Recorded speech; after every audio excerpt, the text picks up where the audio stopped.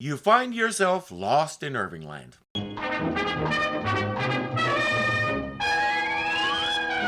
Let's just pick up where we left off last time. It should be pretty self-explanatory.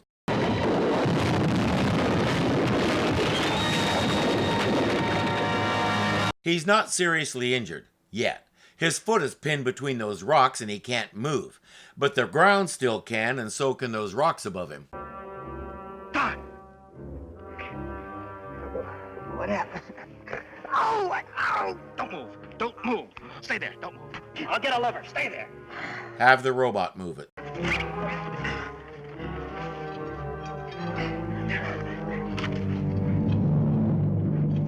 Have the robot do that. It's a lot stronger than you are. Can you move it? Oh! Try to slide your foot out. Two useful words, Professor. Robot. Stuff like this is part of what it's designed for. On the other hand, involving the robot probably means involving Dr. Smith. I understand his hesitation. Speaking of whom, guess who shows up just as soon as the heavy work is done? Can I help? Yeah. Get his boot.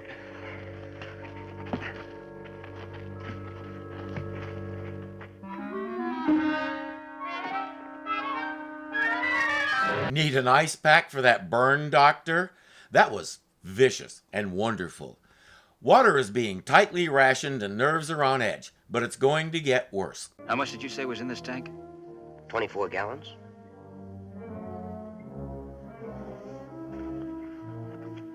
Two gallons? You're right. That doesn't leave us much more than a 24-hour supply. That much couldn't evaporate in half a day. What happened to it?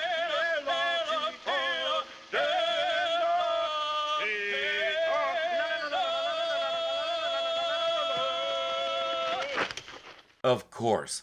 As I said at the beginning, Dr. Smith was the most hated man in America for a while. As you can see, there's a multitude of reasons why. I would have kicked you clear into orbit for taking a shower at a time like this. I couldn't wait another day. I was losing precious body fluids, besides feeling very icky. Well, everybody's going to die of thirst, including him, but at least he won't die feeling icky. Now, about all we can hope to get from our conversion unit is an extra pint a day. Now that, with the little we have left in the storage tanks, means that unless we find a new supply of water, we're going to have to be taking our water in little less than medicinal doses from now on.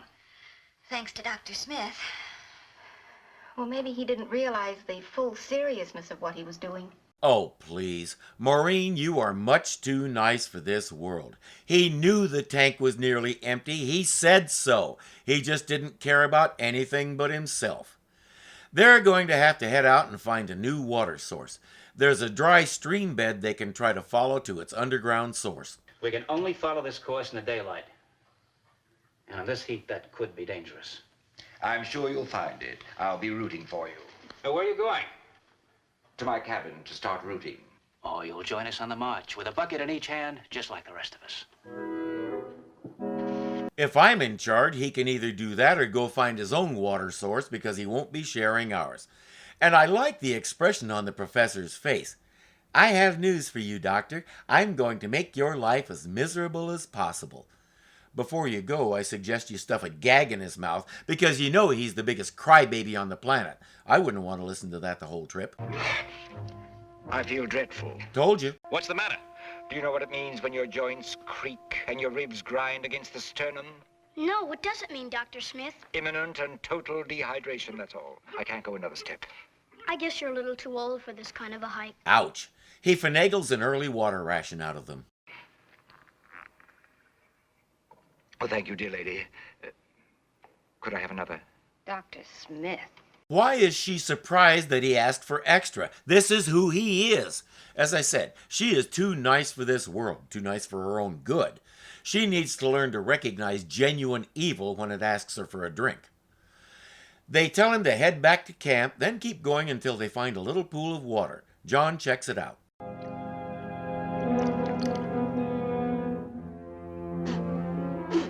Hey, Mikey, I don't think he likes it. You need a distilling plant as big as a refinery to get anything drinkable out of this.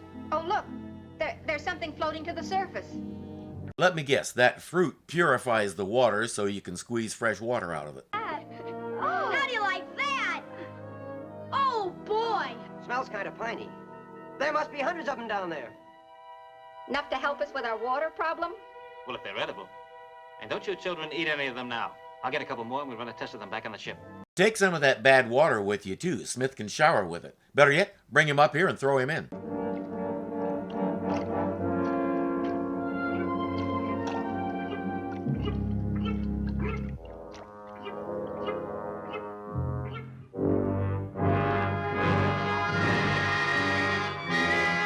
This is Debbie's planet. Maybe she already knows they're edible, but nobody saw her do that except us. At the ship, Professor Robinson says it'll take about 36 hours for things to incubate and tell them if there's any harmful bacteria in the fruit. Meanwhile, Dr. Smith isn't in his quarters. Dr. Smith! Dr. Smith, don't eat it! Dr. Oh. You've tried to talk through that window many times. It still doesn't work. Maybe that should tell you something. Don't eat that! Well, you didn't have to do that. There's plenty more. How many of these have you eaten? It was only my second, and I must say it's delicious, a very exotic flavor. Now, you needn't worry. There's plenty for everyone. Just don't worry at all about it. But you don't understand. This fruit hasn't been tested. It might be Maybe what? Tell me. poisonous. Of course, that kicks Dr. Smith's hypochondria into high gear. Suddenly he's dying, and it's all their fault for leaving the fruit out where he could find it and eat it. They did it deliberately to get rid of him. Because it's their fault he has no self-control at all. Because they have no idea what's in the fruit, but they're sure it'll be bad for him. But this is what self-absorbed guys like him do. It's always somebody else's fault. Now, we don't know the fruit is poisonous, but just the suggestion has Smith leaving a last will on tape, buried for some archaeologist far in the future to find. The really stupid part is the Robinsons are buying it. Smith has wandered off into the desert and they're off to go find him. I'm not entirely sure why. His symptoms match every known disease from the common cold to space monkeyitis. They should know by now that the definitive diagnosis is simple panic. Now Maureen, Judy, and Penny and Will are all feeling remorse for being so mean to him. Judy is sure she hurt his feelings, even though it should be obvious he doesn't have any. Will says he wouldn't mind if Dr. Smith came back and tried something bad again, just as long as he came back. Be careful what you wish for. You know, I read somewhere once that people like Dr. Smith are called injustice collectors. Most of them are really very nice when they're not collecting. Yeah, the problem is people like Dr. Smith are never off the clock. They're always collecting, so they're never nice people. You guys need to get that through your heads. Has anyone touched this unit in the last couple of hours? Well, not that I know of. One good fuel cell's gone. So's a half pint of water we should have collected. Without the fuel cell, their water extractor won't run. Without the water extractor, they're all dead. Now do you believe you shouldn't be mourning for Dr. Smith? There's some kind of bacteria in the fruit, which means they can't eat it. What kind of bacteria is it, and what does it do?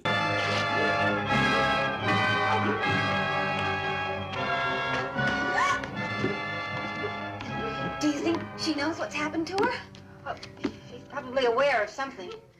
Mother, if this happened to Debbie when she ate that fruit, then... Now, Judy, don't jump to conclusions. You found bacteria in the fruit. Debbie ate the fruit. Debbie is now 3 times her usual size. I'd say that's a pretty safe conclusion to jump to. The same thing is going to happen to Dr. Smith. And he is off his gourd in a murderous rage right now. Don't you think we should tell Dad about it? No, he has enough to do now. We'll just wait until he reports into us. Sure, he doesn't know that he may find a Dr. Smith who's 20 feet tall and crazy. That's just another day at the office for him. Stand where you are. What do you want? You came here to watch me die, to gloat, but I fooled you.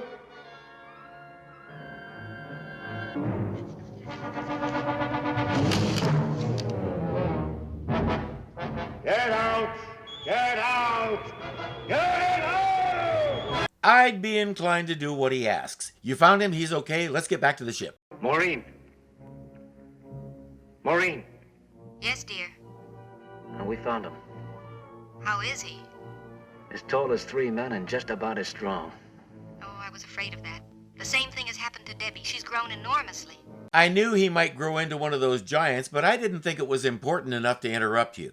She explains that Debbie is as playful as ever, so the fruit didn't affect her mind. That means the fruit isn't causing this rampage. This is all him. He doesn't realize what's happened to him. Will offers him a sandwich. What are you doing standing down there in that ditch? Come on up. I'm not in a ditch. I'm on the same level you are. Will explains what's happened to him and tells him those little bushes he's looking at are actually trees. He's that big. Made me grow? Did you say? Tall as a tree? Can't be. It isn't true. Oh, tell me it isn't true. Tell me it isn't true. It doesn't occur to him that he's a lot bigger and stronger than the Robinsons now, and he could finally take over and do things his way. Instead, he's lamenting that he can never go back to Earth, he can't fit in his quarters in the ship, and any other gloom, despair, and agony on me thing he can think of. It's better to be big and alive than average and dead, which we'll all soon be if you don't hand over that fuel cell. So that's it. That's the only reason you're here, to get that fuel cell. You don't care one bit about me. All you care about is your own precious skins. And of course, he's only paranoid because everybody's against him. Get out, all of you, before I smash your little heads! Get out! Ah! Shoot!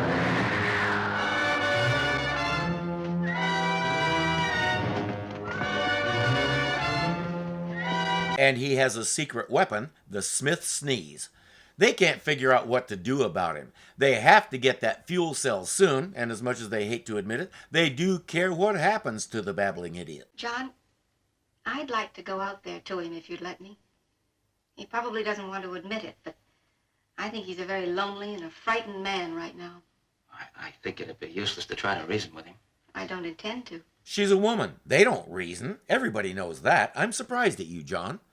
So if she can't dazzle him with her brilliance, that only leaves one option. Oh, Dr. Smith, I was beginning to get very worried about you. I'm awfully glad we found you. Yes, I know. To laugh at me. Oh, but no one's laughing at you, Dr. Smith, least of all me. But you're staring. That's just as bad. But that's not true at all. You're still the same person you always were. And she's doing it. Yeah, he's still the same person. That's a big part of the problem. And next time, maybe he could cover his mouth when he sneezes. I think there's something you should know. You're really a very brave man. Huh? Well, you could say that when you ate that fruit, you performed the same kind of heroic act that men of medicine are remembered for. Do you need one of these? Never mind, she's spreading it with a spatula. You risked your life the way they risked theirs, for the benefit of others. He relents and says, I'll get the fuel cell. It's that way.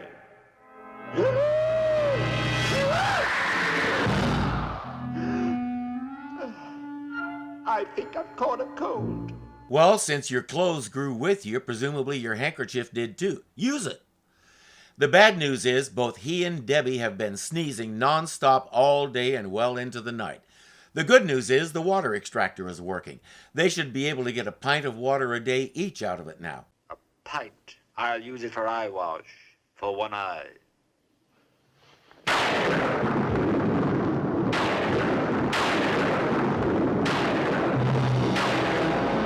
Keep coming! It's gonna rain! I'm coming, baby! In bucketful! Let's go! There's some more eye wash for you, just look up. And you can finally finish that shower too, just stand outside. And will someone explain to me why their environmental analysis robot didn't report storm clouds coming? As it rains, something interesting is happening to Dr. Smith.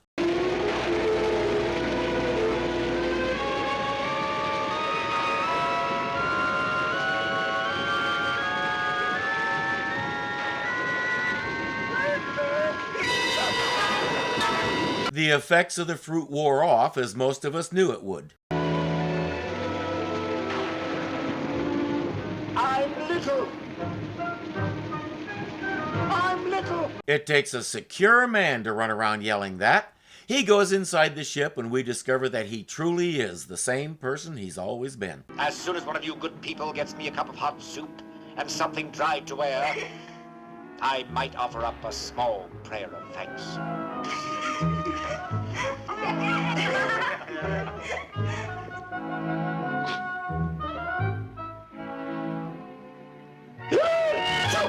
So now that they've discovered that fruit, there's lots of things they can do with it. But in the epilogue, we see Dr. Smith working at watching for alien arrivals, which is to say he has the robot scanning the area while he takes a nap. Approach of alien object. Approach of alien object. Do be still. Can't you see I'm trying to relax?